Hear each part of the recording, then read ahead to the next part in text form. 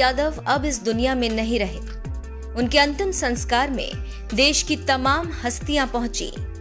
बॉलीवुड से लेकर राजनीतिक जगत के लोग सैफई पहुंचे और नेताजी को अंतिम श्रद्धांजलि दी। लेकिन अंतिम संस्कार में हर एक निगाह केवल एक ही शख्सियत को ढूंढ रही थी। वो थी मायावती। जी हाँ, उत्तर प्रदेश की पूर्व मुख्यमंत्री और बीएसपी के अध्यक्ष मायावती नेताजी के अंतिम संस्कार में नहीं पहुंची, जिसके बाद हर तरफ यही चर्चा है कि क्या आज भी मायावती मुलायम का दिया गेस्ट हाउस कांड वाला जख्म नहीं भूल पाई, जो वो मुलायम के निधन के बाद भी उन्हें माफ नहीं कर सकी। दरअसल 19 अप्रैल 2019 आम चुनाव के वक्त को मायावती और मुलायम सिंह एक मंच पर वापस लौटे। वो जगह थी मैनपुरी। उस वक्त ऐसा लगा था कि मायावती के सारे गिले शिकवे दूर हो गए और मायावती ने खुले मन से कहा था कि कभी कभी सभी चीजें भुलाकर कुछ कदम उठाने पड़ते हैं। लेकिन मुलायम के निधन पर जब मायावती केवल एक ट्वीट कर चुप हो गई और अंतिम यात्रा में भी नहीं पहुंची, तब लगा कि आज भी वो मुलायम को माफ नहीं कर पाई हैं और उनके अंदर गेस्ट हाउस कांड की यादें आज भी जीवंत हैं।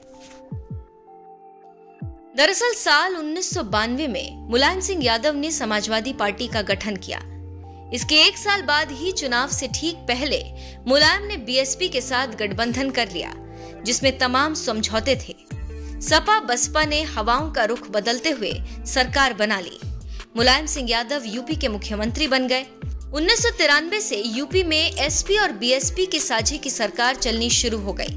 1995 की शुरुआत तक सब ठीक ठाक चल रहा था। इसी बीच किसी बात को लेकर काशीराम और मुलायम सिंह के रिश्ते में कड़वाहट आ गई। काशीराम ही बीएसपी के संस्थापक थे और उनके कहने पर मायावती ने एसपी से अपना गठबंधन तोड़ दिया। इस वजह से मुलायम सिंह यादव की सीएम की कुर्सी छिन गई।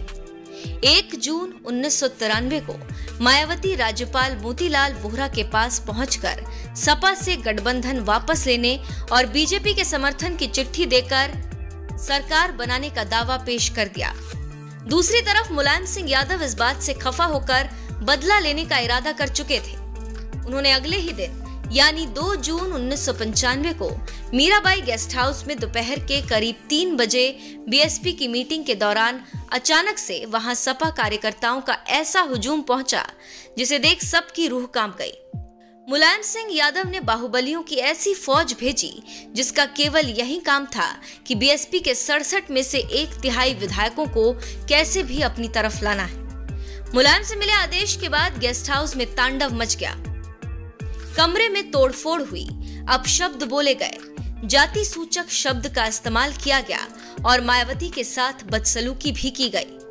आनन फानन में मायावती को एक कमरे में सुरक्षा के लिहाज से बंद किया गया, लेकिन सपा की तरफ से गई बाहुबलियों की फौज ने दरवाजा तोड़ने का प्रयास किया। जिस कमरे में मायावती बंद थी उसके दरवाजे पर कुर्सियां मेज तक लगानी पड़ी थी ताकि दरवाजे की कुंडी टूटने पर भी वो खुल न सके। दरवाजा लगातार पीटा जा रहा था। बसपा के कई लोगों की पिटाई हो रही थी। कुछ लहूलुहान हुए और कुछ भाग निकले।